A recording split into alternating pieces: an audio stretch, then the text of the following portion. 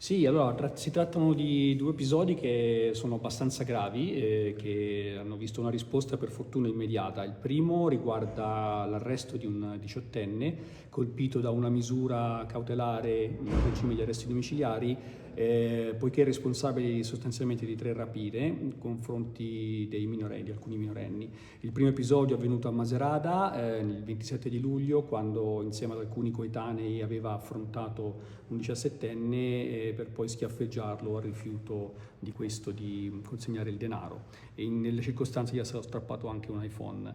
Gli altri due episodi invece riguardano Piazza Pio X, in questo centro dove due ragazzi sedicenni erano stati rapinati, uno del portafoglio e l'altro di una collanina che era stata strappata nel momento in cui avevano, uno dei due sedicenni aveva cercato di difendere l'altro.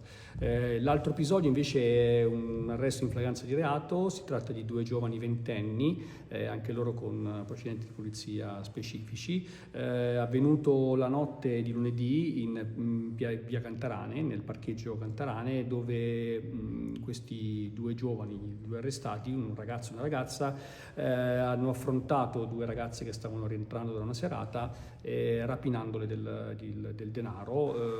Tutte e due erano travisati con passamontagna e armati di coltello. Sono fuggiti al richiamo di aiuto delle due vittime. Un esercente commerciale ha cercato di intercettarlo, ma a sua volta è stato minacciato.